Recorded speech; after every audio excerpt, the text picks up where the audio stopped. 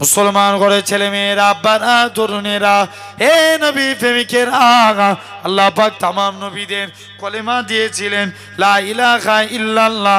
আদম সফিউল্লাহ হযরতে আদম নবীকে কলেমা দিয়েছিলেন লা ইলাহা ইল্লাল্লাহ। আদম সফিউল্লাহ রাসূলুল্লাহ বলে না, আল্লাহ মুসা নবীকে কলেমা দিয়েছিলেন লা ইলাহা ইল্লাল্লাহ। মুসা কালিমুল্লাহ রাসূলুল্লাহ বলে না, আল্লাহ ইব্রাহিম নবী কলেমা দিয়েছিলেন লা ইলাহা ইল্লাল্লাহ। ইব্রাহিম খলিলুল্লাহ রাসূলুল্লাহ বলে না। হে নওজোয়ান যুবকের আগা, আল্লাহ পাক তামাম নবীদের হযরতে নূহ নবীকে কালেমা দিয়েছিলেন লা ইলাহা ইল্লাল্লাহ। নূহ নবিউল্লাহ রাসূলুল্লাহ বলে না, আল্লাহ পাক আপনার আমার নবীর কত মাকাম খানা দিয়েছে, আপনার আমার নবীর কলেমা দিয়েছে লা ইলাহা ইল্লাল্লাহ মুহাম্মাদুর রাসূলুল্লাহ। হে নওজোয়ান যুবকের আগা, গোটা কোরআন শরীফ তন্ন তন্ন করে দেখেন, আল্লাহ তামাম নবীদের নাম ধরে ধরে ডেকেছে। হযরতে মুসা নবীকে ইয়া মুসা বলে ডেকেছে, সুলাইমান নবীকে সুলাইমান নবী বলে ডেকেছে, দাউদ নবীকে দাউদ নবী বলে ডেকেছে। আল্লাহ আপনার আমার নবীর নাম ধরে ডাকে না, আপনার আমার নবীকে ইয়াসিন, তোহা, মুজাম্মিল, মুদ্দাসির বলে ডেকেছে। হে নওজোয়ান যুবকেরা, আবু জেহেল চলে যায় এ হযরতে মুহাম্মদ সাল্লাল্লাহু আলাইহি সাল্লাম, যদি আজকের দিনে আপনি চাঁদটাকে দুটুকরো করতে পারেন, আমি আবু জেহেল ইমানের কালেমা পড়ে মুসলমান হয়ে যাব। মক্কা থেকে চাঁদের দূরত্ব লক্ষ লক্ষ মাইল দূর। নবী আমার আঙুলটাকে ইশারা করেছে, আমার আল্লাহ পাক চাঁদটাকে দুটুকরো করে দিয়েছে। এ নওজোয়ান যুবকের আগা, আল্লাহ নবী 1.5 মিনিটের বাচ্চা হুজুর আমার সিজদায় চলে গেলেন। কি জানো মুখ থেকে বিড়বিড় করে বলে, আম্মা জান আমি না বলতে লাগে, আমি কানটা মুখের কাছে নিয়ে চলে গেলাম। আমার শিশুপুত্রের মুখ থেকে একটাই কথা বাইর হই, ইয়া রব্বি হাবিলি ইয়া উম্মতি। আরো জোরে হলো না?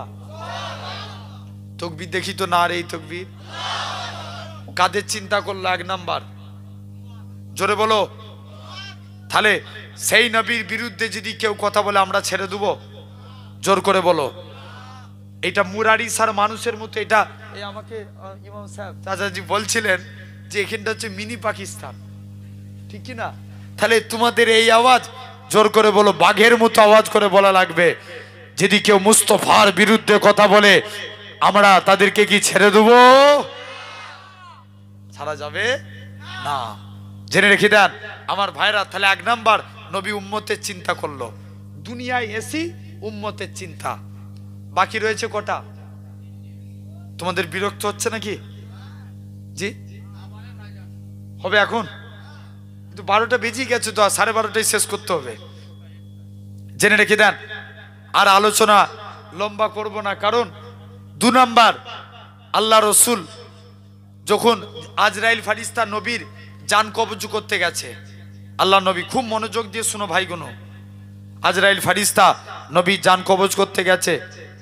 আল্লাহ নবী বলছে, আজরাইল যেন মনে হচ্ছে ওহুদ পাহাড়টাকে তুমি আমার বুকে চাপিয়ে দিয়েছো। কিটাকে? ওহুদ পাহাড়টাকে। আল্লাহ নবী বলছে, আজরাইল যেন মনে হচ্ছে ওহুদ পাহাড়টাকে তুমি আমার বুকে চাপিয়ে দিয়েছো। আজরাইল বলছে, ইয়া রাসূলুল্লাহ, হাবিবাল্লাহ, আপনার মতো এত আসানির সহিত আমি কারুর জান কবজ করবো নি। আল্লাহ নবী বলছে, আজরাইল তুমি আমায় সান্ত্বনা দিচ্ছ? আমার উম্মতরা কত বুড়ো হবে, কত জয়ীফ হবে, কত বাচ্চা হবে, তাদের কত কষ্ট হবে। আজরাইল যাও, আমার সারা উম্মতের কষ্ট আমি মুহাম্মদ সাল্লাল্লাহু আলাইহি ওয়াসাল্লাম আমার বুকের মধ্যে দিয়ে দাও। কাদের কষ্ট? 2 নম্বর কাদের চিন্তা করলেন? উম্মতের চিন্তা। 3 নাম্বার যখন নবীকে কবর থেকে তোলা হবে, কোথা থেকে? কবর থেকে। আচ্ছা বলো তো, এখন আমরা দরুদ পড়ি কার উপরে? একটা পানলি চলে, এখন আমরা দরুদ পড়ি কার উপরে? আমরা দরুদ পড়ি কার উপরে? কথা বলেন। নবীর উপরে। আচ্ছা আমরা কি চিরজীবন বাঁচবো না মারা যাব? মারা যাব। আমরা যখন মারা যাব তখন নবীর উপরে দরুদ পড়বে কে? আল্লাহ বলছেন যখন দুনিয়ায় একটা মানুষ থাকবে না তখন আমার ফারিস্তারা আমার মুস্তফার উপরে দরুদ পড়বে। আরেকটু জোরে হলো না? আর ফারিস্তারাও মারা যাবে। কারা কারা মারা যাবে? ফারিস্তারা সবাই মারা যাবে, চারজন বাকি রেখে, জিবরাইল, মিকাইল, ইসরাফিল, আজরাইল। কজন হলো? চারজন। চারজন বাকি রেখে সবাই মারা যাবে। এখন জিবরাইল বলবে, আজরাইল বলবে, আল্লাহ আমি তো সবাই জান কবজ করলাম, আমাকে ছেড়ে দাও। কোন আজরাইল? মুসা নবীর জান কবজ করতে গেছে। এ মুসা, আল্লাহর হুকুম হয়েছে তোমার জান কবজ করব। মুসা বলছে, আজরাইল পালা, এখন মুড নাই। কি নাই? মুড নাই, পালা। প্রথম দিন পাঠিয়ে দিয়েছে, নেক্সট দ্বিতীয়বার আসছে, আজরাইল কে এসে বলছে, আজরাইল বলো দেখিনি আজকের দিনে তোমার জান কবজ করব কোন দিক দিয়ে? আজরাইল, তোমার পা দিয়ে, মুখ দিয়ে না চোখ দিয়ে? নবী মুসা তো রেগে লাল, বলছে আজরাইল এই পা দিয়ে আল্লাহর, আমি হেঁটে হেঁটে যাই তুর পাহাড়ে, মুখ দিয়ে আল্লাহর সঙ্গে কালাম করি, চোখ দিয়ে আল্লাহর নূরের তাজাল্লি দেখি, তুই আমার মুখ দিয়ে, পা দিয়ে, চোখ দিয়ে জান কবজ করবি? টেনে এক চোর মেরেছে। আজরাইল ফারিস্তার ডান চোখ বেরিয়ে গেছে। কোন দিকে চোখ? ডান চোখ। আল্লাহর কাছে চোখ ধরে লি, হাজির আল্লাহ, কোন মানুষের জান কবজ করতে পাঠিয়েছো, নিজেরই জান চলে যাবার খাফ। আল্লাহ বলছে, আজরাইল যা। সেই মুসা, সেই আজরাইল বলছে, আল্লাহ আমি তো সবাই জান কবজ করলাম, আল্লাহ তুমি আমায় ছেড়ে দাও। আল্লাহ বলছে, আজরাইল বুকে হাত রাখ, তোকেও মরতে হবে। কুল্লু নাফসি যায়কাতুল মাউত, প্রতিটা সৃষ্টির মৃত্যু অনিবার্য। আজরাইল বুকে হাত রাখলেন, আজরাইলও মারা গেল।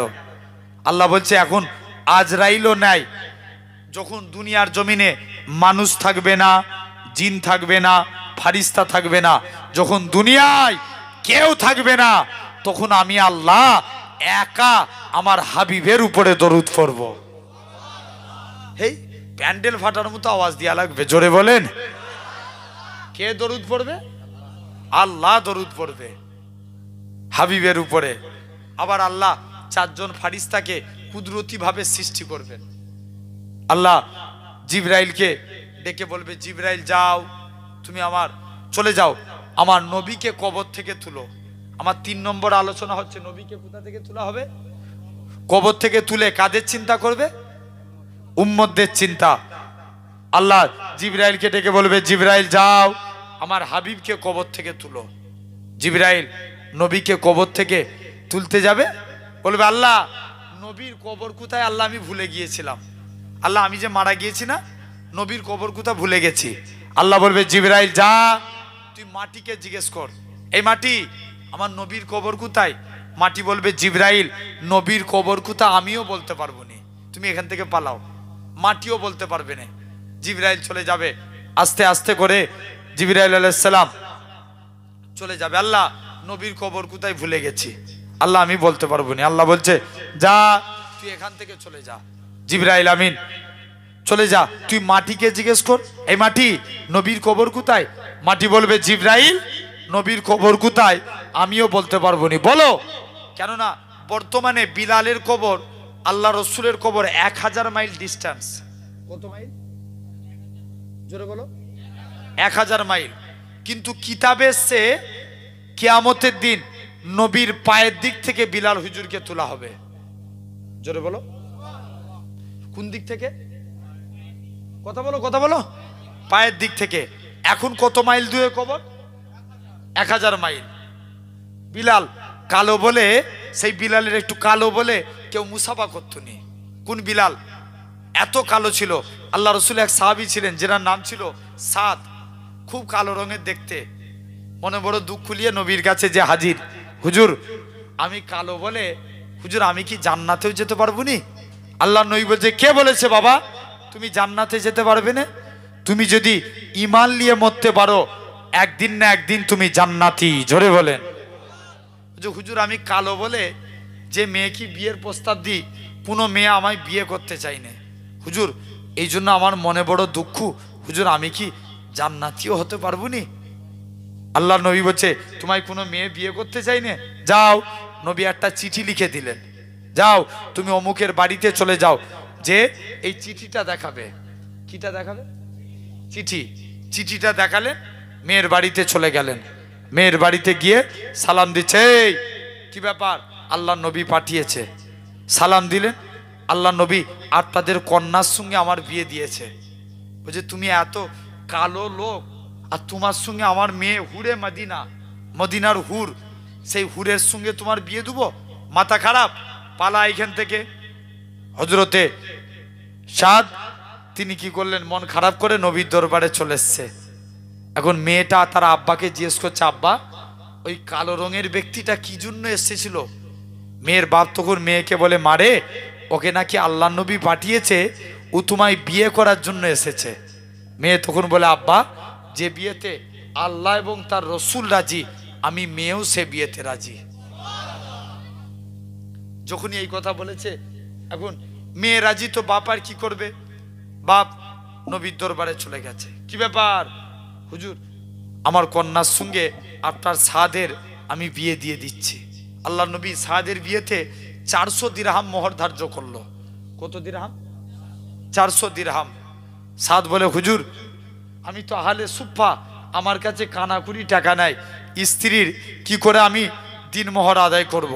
হুজুর আমার কাছে কানাকুড়ি টাকা নাই। আল্লাহ নবী বলছে, বাবা তুমি এখান থেকে চলে যাও, আমার জুন্নুরাইন উসমান গানির কাছে যাও। কোন উসমান গানি? আল্লাহ নবীর কাছে এক সাহাবী 2টা সমস্যা নিয়ে এসে হাজির। ইয়া রাসূলুল্লাহ, হাবিবাল্লাহ, হুজুর মেয়ের বিয়ে দেব, একটু আতরের প্রয়োজন। কিসের প্রয়োজন? আতর। আল্লাহ নবী বলছে, এই ব্যাপার, যাও বাড়ি চলে যা, একটা শিশি আনো। নবী ঘেমে গেলেন, ঘামগুনো শিশির মধ্যে ভরে দিয়ে বলছে, যাও বাবা এই ঘামগুনো নিয়ে যে তোমার মেয়ের শরীরে মাখিয়ে দাও। এখন নবী বলেছে সাহাবীকে মানতে হবে না, হবে না? মানতে হবে। সাহাবী যে নবীর ঘামগুনো মেয়ের শরীরে মাখিয়ে দিয়েছে। সাহাবী বলে, আল্লাহর কসম, নবীর ঘাম মাখানোর সাথে সাথে আমার মেয়ের শরীর থেকে আল্লাহ মুসকে আম্বরের থেকেও বেশি খুশবু জারি করে দিয়েছে। নেক্সট, দ্বিতীয় সমস্যা, হুজুর মেয়ের বিয়ে দেবো, আমার একটু টাকার প্রয়োজন। কিসের প্রয়োজন? টাকার। আল্লাহ নবী বলছে, যাও আমার জুন্নুরাইন উসমান গানির কাছে যাও। উসমানের কাছে পাঠালেন, যে দেখে নাকি উসমান গানি পিঁপড়ের মুখ থেকে খাবার সরায়। কোথা থেকে? পিঁপড়ের মুখ থেকে। সাহাবী তো লজ্জায় বাড়ি চলে এসছে, নবীর কাছে এসে বলছে, হুজুর আর খবরদার উসমানের কাছে দান চাইতে যাবনি। কেন রে? বলছে, যে লোক পিঁপড়ের মুখ থেকে খাবার সরায় সে আমায় কি দান করবে? কোথা থেকে? পিঁপড়ের মুখ থেকে। আল্লাহ নবী বলছে, এই ব্যাপার, যা। দ্বিতীয় দিন গেছে, দ্বিতীয় দিন গেছে, আবার যে বলছে, যাও তুমি আমার উসমানের কাছে চলে যাও আজকের দিনে, এরকম ভাবে নেক্সট দ্বিতীয় দিন চলে গেছে, যাও তুমি আজকের দিনে উসমানের কাছে আবার যাও। বস্তা থেকে তুলো উড়ে উসমান গানি তুলোগুলো ধরে ধরে বস্তায় ভরে। সাহাবী দ্বিতীয় দিনও লজ্জায় এসে হাজির। হুজুর প্রথম দিন দেখি কি, প্রথম দিন কি করে পিঁপড়ের মুখ থেকে খাবার সরায়, দ্বিতীয় দিন তুলো উড়ে যায়, ওই তুলোকে ধরে আবার বস্তায় ভরে। হুজুর ওই জন্য লজ্জায় চাইতে পারিনি। আল্লাহ নবী বলছে, এই ব্যাপার, যা তুই এখান থেকে চলে যা। সাহাবীকে দ্বিতীয় দিন পাঠিয়ে দিলেন, যা তুই এখান থেকে চলে যা, উসমানকে ডেকে নিয়ে আয়। উসমানকে ডাকছে, উসমান সবাই আমরা দোয়া চাই, হুজুর দোয়া করবেন আল্লাহ যেন আমাদের রুজিতে বরকত দেয়। আর উসমান গানি নবীর কাছে এসে দোয়া চাইছে, হুজুর দোয়া করুন আল্লাহ যেন আমার রুজি কমিয়ে দেয়। কি করে দেয়? কমিয়ে দেয়। আল্লাহ নবী বলছে, উসমান তুমি কি আমল করো? বলছে, হুজুর আমি যখন ভাত খাই না, একটা ভাত যদি জমিনায় পড়ে যায় ওটাকে আবার তুলে খেয়ে নি। আর একটু জোরে হয় না? হুজুর এটাকে আবার তুলে খেয়ে নি। আল্লাহ নবী বলছে, উসমান যাও, কিয়ামত পর্যন্ত তোমার রুজি কমবে না। সাহাবীকে তৃতীয় দিনের দিনে যে বলছে, যা আমার উসমানের কাছে চেয়েই দেখ। আল্লাহ নবী সাহাবী যুবক ছেলে কানা, আল্লাহ নবী জামাতা হযরতে উসমান গানি রাদিয়াল্লাহু তাআলা আনহু হুজুরের কাছে দৌড়ে দৌড়ে চলে গেলেন। উসমান আল্লাহ নবী পাঠিয়েছি, তুমি আমায় কিছু দান করো। উসমান গানি বলে, আমার কাছে কিছু নেই, আমার সিরিয়া থেকে উট বোঝাই করা মাল এসছে, যেটা মনে হবে সেটা তুমি নিয়ে নাও। ও যুবকেরা, আল্লাহ নবী সাহাবী হযরতে উসমান গানি ম্যানেজারের কাছে চলে যায়। যে উটটার মধ্যে বেশি মাল ছিল ওই উটখানা ধরেছে। ম্যানেজার বলে, না না না না, এটা মানা যাবে না, এটা মানা যাবে না। হযরতে উসমান গানি ম্যানেজারের কাছে চলে যায়। ম্যানেজার, তুমি একে কি কথা শোনালে? একে নাকি আল্লাহ নবী পাঠিয়েছে। রাসূলুল্লাহ যদি আমি উসমানকে বলতো, ও বাবা উসমান, তুমি অমুকের বাড়িতে দানখানা পৌঁছে দাও, আমি উসমান গানি গোলাম হয়ে তার বাড়িতে পৌঁছে দিতাম। আমি উসমান গোলাম হয়ে তার বাড়িতে পৌঁছাতাম। আর সাদের বিয়েতে কত দিরহাম মোহর ধার্য করেছে? 400। সাদ বলে, হুজুর আমি তো হালে সুপ্পা, আমার কাছে কানাকুড়ি টাকা নাই, স্ত্রীর কিভাবে দিন মোহর আদায় করব। আল্লাহ নবী বলছে, যাও তুমি আমার জুন্নুরাইন উসমান গানির কাছে যাও। উসমানের কাছে গেলেন, উসমান 200 দিরহামের বেশি দিলেন। আব্দুল্লাহ বিন আউফের কাছে গেলেন, 200 দিরহামের বেশি দিলেন। আলীর কাছে গেলেন, 200 দিরহামের বেশি দিলেন। এভাবে 600 দিরহাম টাকা হলো। টোটাল কত হলো? 600। আল্লাহ নবী বলছে, যাও মদিনার বাজারে চলে যাও, তোমার মদিনার বাজারে গিয়ে তোমার স্ত্রীর বাসরাতের কেনাকাটা করবে। যাও মদিনার বাজারে স্ত্রীর বাসরাতের কেনাকাটা করবে। এমন সময়তে কে যেন একজন জিহাদ ঘোষণাকারী ঘোষণা করছে, কে আছো চলো ইসলামের স্বার্থে, আল্লাহর স্বার্থে, কুরআনের স্বার্থে, দ্বীনের স্বার্থে, মুস্তাফার ভালোবাসায় জিহাদের ময়দানে চলো। সাদ মনে মনে কনফিউজ হয়ে যাচ্ছে, আল্লাহ আমার কাছে নবী আগে না স্ত্রী আগে? বলো বলো, ঠিক করে বলো। নবী আগে। সাদ বলছে, হুজুর আমি সিলেক্টেড করে নিলাম, আমার কাছে নবী আগে। স্ত্রীর বাসরাতের কেনাকাটা বাদ দিয়ে যুদ্ধের সরঞ্জাম কিনতে লাগলেন। যুদ্ধের সরঞ্জাম কিনে নিয়ে জিহাদের ময়দানে চলে গেছে। কালো পাছা দেখে চিনতে পেরে গেল। আল্লাহ নবী বলছে, বাবা তুমি সাদ? জি ইয়া রাসূলুল্লাহ, আমি সাদ। বাবা তুমি কি স্ত্রীর বাসরাত্রে যাও না? হুজুর আমি যেতে পারি না, আপনার মহাব্বতে জিহাদের ময়দানে চলে এসেছি। জোরে বলবে না? আল্লাহ নবী বলছে, বাবা যাও, আল্লাহ যেন তোমার মনের আশাকে পূর্ণ করে। সাদ মনে মনে কনফিউজ হয়ে গেলেন। যাই ইন্তেকাল হয়ে গেলেন। সাদের কবরের দিকে তাকিয়ে নবী একবার কাঁদতে লাগলেন, আবার মুচকে মুচকে হাসতে লাগলেন। প্রথমবার সাহাবারা জিজ্ঞেস করলো, ইয়া রাসূলুল্লাহ, হুজুর আপনি একবার কাঁদেন আবার হাসেন, এর কারণটা একটু জানতে চাই। মুসলমান ঘরের ছেলে মেয়েরা, আব্বারা, তরুণেরা, হে নবী প্রেমিকেরা, আল্লাহ নবী সাহাবী হযরতে সাদ বলে, আল্লাহ নবী সাহাবী দেখে আল্লাহ নবী বলে, ও বাবা সাহাবীরা, আমি নবী কেন আমার সাদের কবরের দিকে আমি নবী তাকিয়ে তাকিয়ে কেন কেঁদে ফেলেছিলাম? কেননা আমার সাদ দুনিয়ায় জান্নাতে চিন্তা করত, কিন্তু আমার আল্লাহ পাক আমার সাদের কবরটাকে বেহেশতের গোলাপ ফুলের বাগান বানিয়ে দিয়েছে। তবে আর রাসূলুল্লাহ হাবিবাল্লাহ, হুজুর আপনি কেন লজ্জার সহিত মুখটাকে ঘুরিয়ে ফেললেন? আল্লাহ নবী কি বলেছিলেন? ও বাবা সাহাবীরা, আমি নবী যখন, কেননা আমি নবী, আমার সাদ কালো বলে দুনিয়ার কোনো মেয়ে আমার সাদকে বিয়ে করতে চাইতো না। সাদের ইজ্জতটাকে আমার আল্লাহ পাক এত বানিয়ে দিল, সাদের কবরটাকে আমার আল্লাহ পাক সাদের কবরেতে অগণিত হুরকে পাঠিয়ে দিয়েছিল। সেই জন্য আমি নবী লজ্জার সহিত মুখটাকে ঘুরিয়ে ফেললাম। ও যুবকেরা, ও মুরারিসার মানুষেরা, শুনে রেখে দেন, হযরতে বিলাল ছিল কালো। বিলাল কালো বলে সাহাবা ভাইরা বিলালের সঙ্গে মুসাফা করতো না, মুআনাকা করতো না। হযরতে বিলালের অন্তরে দুঃখ হতো, আল্লাহ আপনি আমায় কালো করেছেন বলে সাহাবা হুজুরা আমার সঙ্গে মুসাফা করে না, মুআনাকা করে না। হযরতে বিলাল বিলাল অন্তরে দুঃখ হয়, আল্লাহ আপনি আমায় কালো করেছেন। ও যুবকেরা, আল্লাহ নবী কি জানিয়েছিলেন? ও বাবা বিলাল, চলে যাও চলে যাও, তুমি একখানা খুরমা নিয়ে আসো। হযরতে বিলাল একখানা খুরমা নিয়ে আসলেন। আল্লাহ নবী কি বলেছিলেন?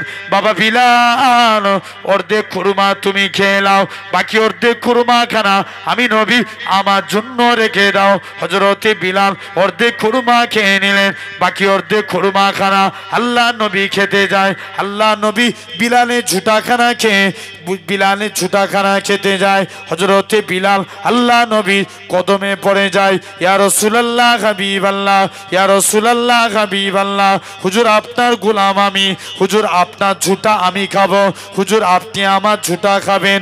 না না না না, এটা মানা যাবে না, এটা মানা যাবে না। ও যুবকেরা, আল্লাহ নবী বিলালের ঝুটাখানাকে সাহাবাদিওকে প্রমাণ করে দিয়েছিল আমি রাসূলুল্লাহ আমার কালো বিলালকে কতটাই না মহব্বত করে থাকি। কোন বিলালের কথা বলি? আমার রাসূলুল্লাহ যখন কাবা শরীফটা, হযরতে বিলাল ছিল উমাইয়ার কিনা গোলাম, বিলালকে আজাদ করে নিয়ে আসা হলো। বিলালের হাতে পায়ে দড়ি বেঁধে টেনে টেনে টেনে মক্কার জমিনে ঘোরানো হয়েছিল। বিলালকে তো তাবিও আজাদ করে আল্লাহ নবী দরবারে নিয়ে আসলো। আল্লাহ নবী কি বলেছিলেন? ও বাবা বিলাল, চলে যাও চলে যাও। বাবা বিলাল, আমি নবী তোমার জন্য দোয়া করি, আল্লাহ তোমার দুনিয়া এবং আখিরাত উভয়টাতে যেন সম্মান বাড়ায়। বলো তো দেখি, বিলালের সম্মান আল্লাহ বাড়িয়েছে না কমিয়েছে? মদিনার মসজিদের ইমাম ছিল আমার রসুল, কিন্তু মুয়াজ্জিন ছিল হযরতে বিলাল। এ নওজোয়ান যুবকেরা, বিলাল আজান দিত, বিলালের আজান খানা শুনে অনেক মানুষ আল্লাহ নবীর দরবারে নালিশ করতে লাগে, ইয়া রাসূলুল্লাহ হাবিবাল্লাহ, ইয়া রাসূলুল্লাহ হাবিবাল্লাহ, হুজুর আজকের দিনে কালো করার মালিক তুমি, সম্মানের মালিক তুমি, ইয়া রাসূলুল্লাহ হাবিবাল্লাহ। যদি আজানের মধ্যে আমি বিলাল যদি আশহাদু আন্না মুহাম্মাদুর রাসূলুল্লাহ এই কথাটা না বলতে পারি, আমি বিলাল বুক ফেটে মারা যাব। পরের দিন ফজরের টাইম হয়ে যায়, মদিনার মসজিদে বিলাল আর আসে না, কে আজান খানা দিবে? আমার আল্লাহ পাক জিবরাইল আমিনকে পাঠিয়ে দিলেন, এ হযরতে জিবরাইল, চলে যাও চলে যাও, আমার রাসূলুল্লাহকে জানিয়ে দাও ওই কালো বিলালের আজানটাকে আমি আল্লাহ পাক কবুল করে নিয়েছি। আরো জোরে বলে, কোন বিলালের কথা বলি? আমার রাসূলুল্লাহ যখন কাবা শরীফটা পুনর্নির্মাণ করলেন, আমার রাসূলুল্লাহ হযরতে বিলালকে কাবার ছাদে তুলে দিও। এ হযরতে বিলাল, কাবার ছাদে উঠে যাও, কাবার ছাদে উঠে যে আজান দাও।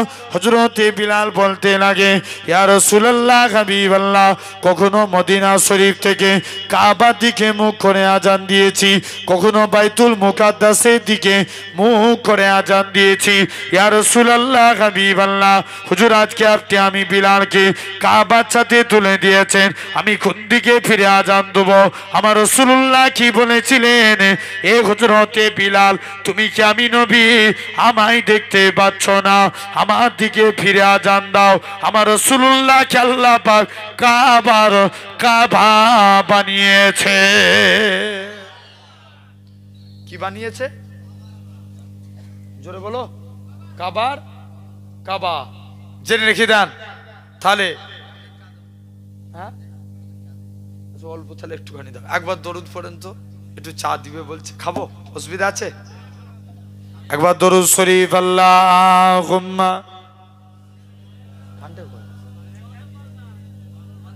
গজল, আচ্ছা, উর্দু না বাংলা? বাংলা কোনটা?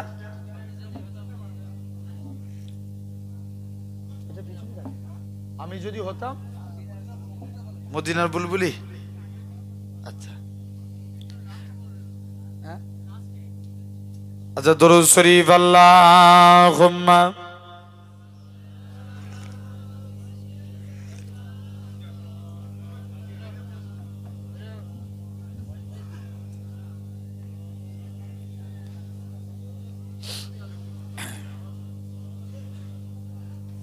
আমি যদি হতাম মদিনার বুলবুলি, উড়ে উড়ে দেখিতাম মদিনার অলি ঘুলি। জোরে হবে না? আরো একটু জোরে হবে না? সবাই মিলে বললে দেখো পিছনের ছেলেগুলো পুরো ফাঁকি মেরে বসে আছে ওরা। একসঙ্গে সবাই মিলে বলো সুবহানাল্লাহ। আচ্ছা দাঁড়ান তো দেখি কারা জিতে দেখবো। চুপ করো। এই যে মাঝখানে এই যে বাঁশ দিয়ে আছে না, এই বাঁশ থেকে মানে রাস্তায় যারা দাঁড়িয়ে আছেন আপনাদেরও তাকবীর দেওয়া লাগবে। সবাই মিলে বলেন এই লাইনটা, এই বাঁশ থেকে এই মিডিল বরাবর বাঁশ থেকে এইদিকে যারা বসে আছেন তাকবীর দেন, নারে তাকবীর। আটটারা নয়, শুধু বাঁশ থেকে। তোমরা হেরে যাবে ভাই, ইজ্জতের ব্যাপার। তোরা জোর করে দাও একটু, পিছন থেকে সামনে একদম এই লাইনটা, নারে তাকবীর। আচ্ছা এদের এই আওয়াজ। আচ্ছা দেখি আটটারা দেন দেখিনি। আটটারা চুপ করেন, মিডিলের ভাইগুলো চুপ করেন। এই বাঁশ থেকে এইদিকে যারা বসে আছেন নারে তাকবীর। হ্যাঁ তোমরা কতজন? কই 13 জন কই? তো তোমাদের এই তো গোটা লাইনটা তো দেখো। তোমাদের আর একবার দেন নারে তাকবীর। দেখেছো তোমাদেরকে হারিয়ে দিয়েছে, আর একবার দিবে। আচ্ছা দেখি নারে তাকবীর। তোরা জিততে পারবে না সব, দেখো পিছনে চুপ করে বসে আছে। হ্যাঁ আর একটু দাও তোমাদের এই লাইনটা ভাই, নারে তাকবীর। এবার বেড়েছে না? হ্যাঁ এবার দেখি তোমরা দাও। ওরা তো স্পিড বাড়ালো, নারে তাকবীর। আলহামদুলিল্লাহ। আচ্ছা দেখি মিডিলের ভাইগুলো, দুদিকের ভাইরা চুপ, মিডিলের ভাইরা তাকবীর দেন। পিছনের ভাইগুলো দেখো ভাই তোমাদের ইজ্জতের ব্যাপার, তোমরা লোক সংখ্যায় বেশি, নারে তাকবীর। কোনটা বেশি? সব থেকে ফার্স্ট জেনে রেখে দেন। একসঙ্গে সবাই দেন নারে তাকবীর। আলহামদুলিল্লাহ। আরো জোরে হবে নারে তাকবীর। আমি যদি হতাম মদিনার বুলবুলি, উড়ে উড়ে দেখিতাম মদিনার উলি ঘুলি। আমি যদি হতাম মদিনার বুলবুলি, উড়ে উড়ে দেখিতাম মদিনার উলি ঘুলি। শুনতাম মসজিদে নববীর মধুর আযান, সুরে সুরে উড়তাম মদিনার আসমান। আরো জোরে হবে না সুবহানাল্লাহ? শুনতাম মসজিদে নববীর মধুর আযান, সুরে সুরে উড়তাম মদিনার আসমান, মদিনার আসমান। ডানা মেলে সাফ করিতাম মিম্বরের বালি, উড়ে উড়ে দেখিতাম মদিনার উলি ঘুলি। আমি যদি হতাম মদিনার বুলবুলি, উড়ে উড়ে দেখিতাম মদিনার উলি ঘুলি। হৃদয় শীতল করা সেই মদিনার বাতাস, মুছে যাবে মনের জ্বালা পেলে সুভাষ। হৃদয় শীতল করা সেই মদিনার বাতাস, মুছে যাবে মনের জ্বালা পেলে সুবাস, পেলে সুবাস। মিটবে পিপাসা দেখিলে রওজার জালি, উড়ে উড়ে দেখিতাম মদিনার উলি ঘুলি। আমি যদি হতাম মদিনার বুলবুলি, উড়ে উড়ে দেখিতাম মদিনার উলি ঘুলি। দিন রজনী রইতাম চেয়ে গম্বুজের পানে, প্রাণ ভরে দিতাম সালাম নূর নবীর শানে। আরো জোরে হয় না? দিন রজনী রইতাম চেয়ে গম্বুজের পানে, প্রাণ ভরে দিতাম সালাম নূর নবীর শানে, নূর নবীর শানে। গুনগুনিয়ে গাইতাম দরুদের কলি, উড়ে উড়ে দেখিতাম মদিনার উলি ঘুলি। আমি যদি হতাম মদিনার বুলবুলি, উড়ে উড়ে দেখিতাম মদিনার উলি ঘুলি। আল্লাহুম্মা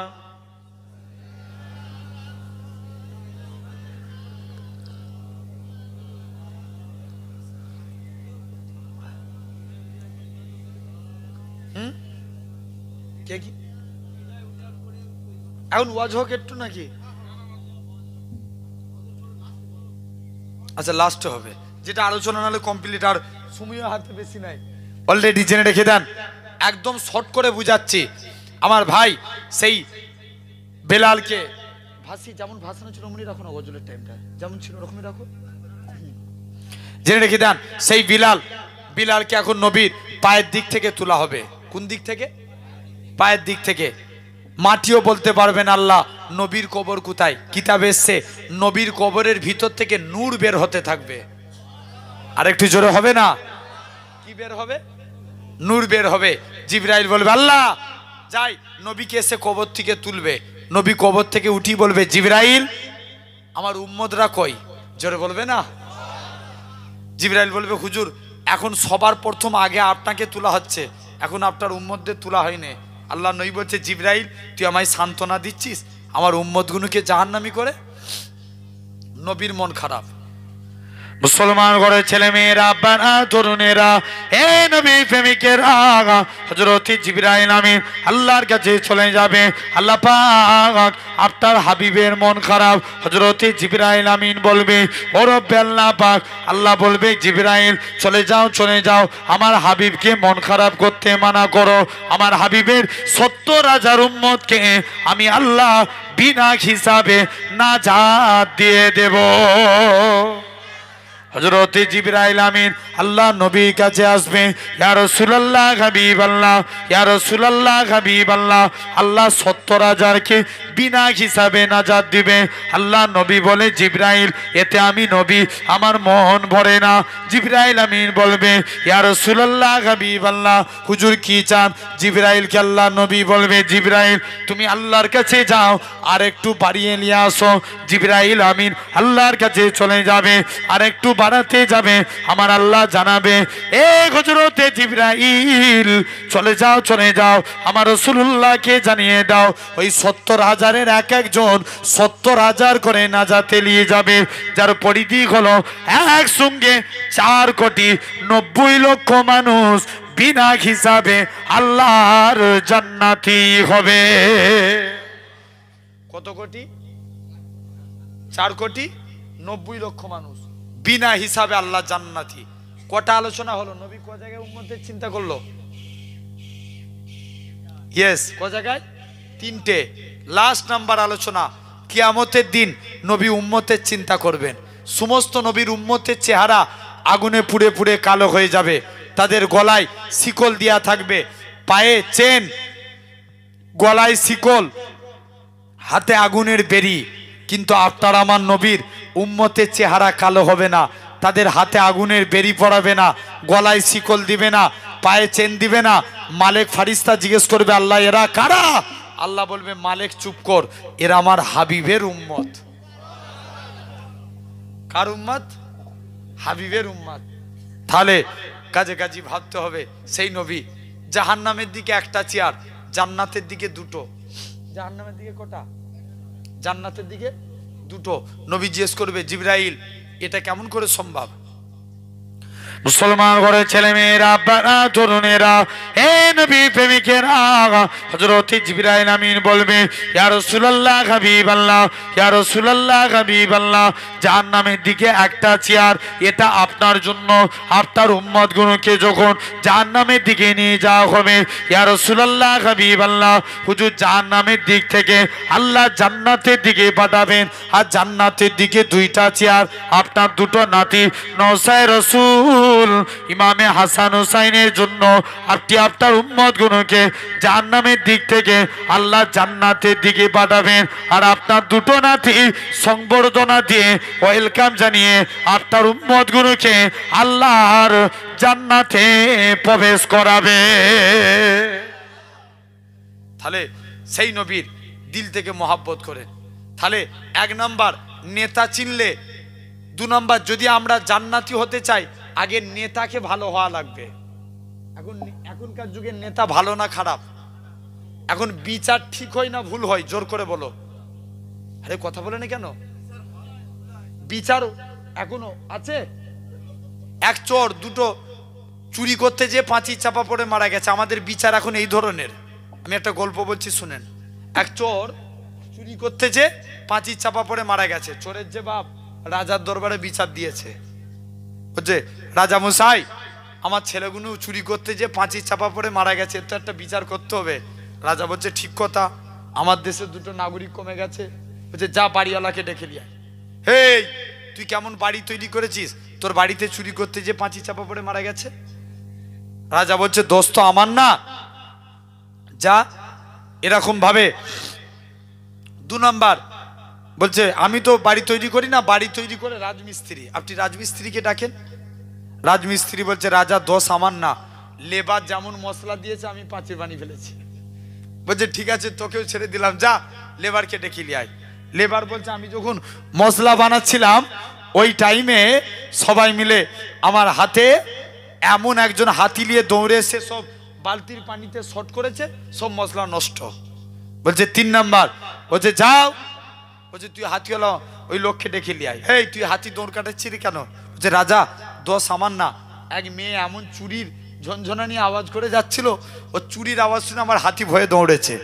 যে যা, তোকেও ছেড়ে দিলাম, যা ওই মহিলাকে ডেকে নিয়ে আয়। মহিলাকে বলছে এই তুই কেমন চুরি পড়েছিস, তো চুরির আওয়াজ শুনে হাতি ভয়ে দৌড়েছে। মহিলা বলছে চুরি তো আমি বানাইনি, চুরি বানাই সাগরা। কে বানায়? সাগরা। সাগরাকে তুলে নিয়ে চলে এসছে, সাগরার কোনো উত্তর খুঁজে পাইনি। বলছে যত দোষ তোর, এই তোর জন্যই দুটো চোর চুরি করতে যে পাঁচি চাপা পড়ে মারা গেছে। আর সাগরার গলায় ফাঁসি দিচ্ছে, গলা দিয়ে দড়ি বেরিয়ে যাচ্ছে। বলছে যা এই ঘাড়মুটার লোক খুঁজে নিয়ে আয়। ফাঁসি দুবো বলেছি, ফাঁসি দুবো। এখন এক মুড়িদ ঘি খেয়ে খেয়ে ঘাড়মুটা করেছে, মুড়িদকে তুলে নিয়ে চলে এসছে, গলায় দড়ি বসিয়েছে, ম্যাচে ম্যাচ। মুড়িদ জিজ্ঞেস করছে রাজা আমার দোষ কি? বলছে তোর ঘাড়মুটা, এটাই তো সব থেকে বড় দোষ। পীর এসে বলছে রাজা আমার মুড়িদকে ছেড়ে দাও, আমাকে ফাঁসি দাও। মুড়িদ বলছে না, আমার পীরকে ছেড়ে দাও, আমাকে দাও। দুজন মিলে ফাঁসি নিয়ে টানাটানি করে। এখন রাজা জিজ্ঞেস করছে এই তোমরা ফাঁসি নিয়ে টানাটানি করছে কেন? বলছে দোষ তো আমার না, কারণ এই জন্যই আমি বলি যে তোমার বিচার ঠিক না, তোমার বিচারে যে গলায় দড়ি দিয়ে ফাঁসি দিবে সে আল্লাহ জান্নাত পেয়ে যাবে। রাজা বলছে ওরে সর্বনাশ, আমার দেশে ফাঁসি হয়ে অন্য দেশের লোক জান্নাতি হবে, এটা মানা যাবে না। ফাঁসি দিতে হলে আমি রাজা, আমাকেই ফাঁসি দে। কত দিতে যাচ্ছেন না আমার ভাইরা? আমাদের বিচার ব্যবস্থা আজকে এরকম হয়ে গেছে। মনে করেন আপনি গরিব মানুষ, আপনার নামে একটা ঘর বেরিয়েছে, বলে আগে 10,000 দে তবে তোর নামে ঘর লিখবো। কথা বলেনি কেন? জোর করে বলো, হচ্ছে না? জেনে রেখে দেন। আর দেখেন অনেকে আমার ভাই বসে আছেন, আপনাদের সঙ্গে আমার দুশ্মনী না, অনেক নেতা আছেন, নেতা হতে গেলে ভালো নেতা হয়ে যান। আবু সাইদ, যাক আরো আলোচনা করব না, 12:30 বেজে গেছে। জি না না ভাই, 12:30টাই শেষ করার কথা এখন।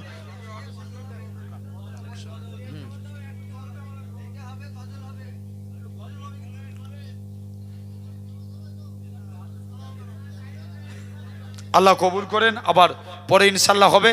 আচ্ছা সবাই মিলে বলছে আমি খুব 1 মিনিটের মধ্যে শেষ করব, জেনে রেখে দেন আমার ভাইরা। আবু সাইদ সে একজন নেতা ছিলেন, তার বিরুদ্ধে 3টে ঘোষণা দিল।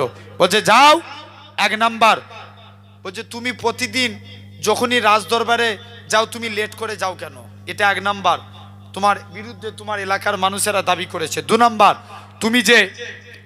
তুমি আজকের দিনে প্রতিদিন সপ্তাহে একটা দিন করে কামাই করো কেন, 2 নাম্বার। 3 নাম্বার তুমি আজকের দিনে 3 নাম্বার কারণ হলো তুমি এরকম ভাবে তুমি সপ্তাহে সন্ধ্যের পর কেন কারুর বিচার করো না। আবু সাইদ কারুর সঙ্গে কোনো কথা বললেন না, ওমরে ফারুক ডাক দিলেন, বলে কেন তুমি এই কাজ করো? মুসলমান ঘরের ছেলে মেয়েরা, আব্বারা, তরুণেরা, হে নবী প্রেমিকেরা, আল্লাহ নবী সাহাবী আবু সাইদ বলে ভাই ওমর রে, আমার বাড়িতে আমরা স্বামী স্ত্রী মাত্র 2 জন, আমার স্ত্রী একা কাজ করে উঠতে পারে না, আমি মাঝে মাঝে আমার স্ত্রীর কাজে হাত লাগাই, এই জন্য আমার রাজদরবারে আসতে দেরি হয়ে যায়। বলে 2 নম্বর তুমি কেন সপ্তাহে একটা দিন করে কামাই করো? বলে আমার একটাই মাত্র জামা, আর আমাদের নেতাদের এখন দেখবেন কোটি কোটি টাকার মালিক, বলে আমার একটাই মাত্র জামা, এই জামাটা আমি একদিন করে ধৌত করি যাতে করে জুম্মার দিনে নামাজ পড়ি, ওই জন্য আমি একটা দিন কামাই করি। আর 3 নাম্বার হলো আমি সকাল করে ঘুমিয়ে পড়ি, তাড়াতাড়ি করে ঘুমিয়ে পড়ি। নবী বলেছেন তোমরা তাড়াতাড়ি করে ঈশার নামাজ পড়ে ঘুমিয়ে পড়বে, গভীর রজনীতে উঠে তাহাজ্জুদে নামাজ পড়বে। আমি আবু সাঈদ আল্লাহ নবীর এ আমল খানা করি। এরকম নেতা আমাদের নেতাদের এখন একটা জামা, একটা গাড়ি না 10টা, জোরে বলো না, 10টা করে। জেনে রেখে দেন আমার ভাইরা, আব্বারা, তরুণেরা, তাহলে কাজে কাজী আল্লাহ আমাদের কবুল করে নেন। আর আল্লাহ আমাদের সকলকে আল্লাহ যেন সিরাতাল মুস্তাকিমের প্রতীক বানান। আল্লাহ যদি মৌকা দেয় ইনশাল্লাহ আবার পরে আলোচনা হবে, কারণ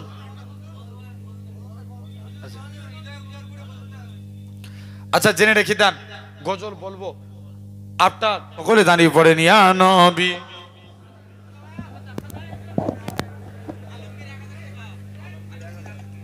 লিখে লাও, লিখে লাও। আলমগীর 1000, তাই তো?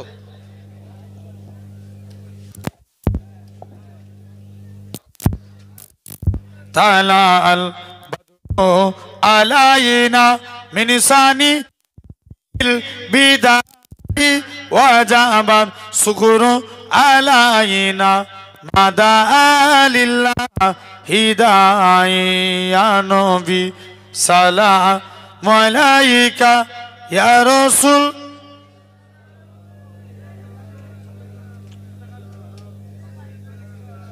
জোরে জোরে পড়ো। সালাওয়া জিবরাইল দিলেন যে আওয়াজ, খুলে দাও আসমানের দুয়ার, এসেছে নবীদের সরদার, করিতে আল্লাহর দিদার। ইয়া নবী সালাম আলাইকা ইয়া রাসূল।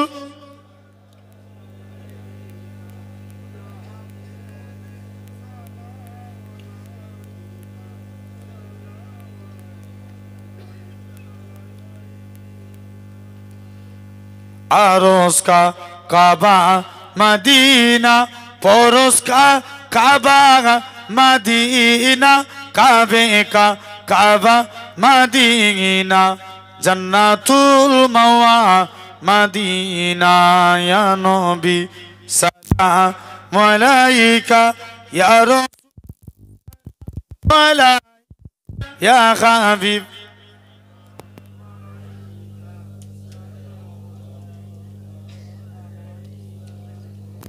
সকল আস্তে আস্তে বসে, সকলে আল্লাহর কাছে দোয়া চাইবো। দোয়া চার আগে আমি একটু তওবা পড়বো, সকলে আমার সঙ্গে পড়েন।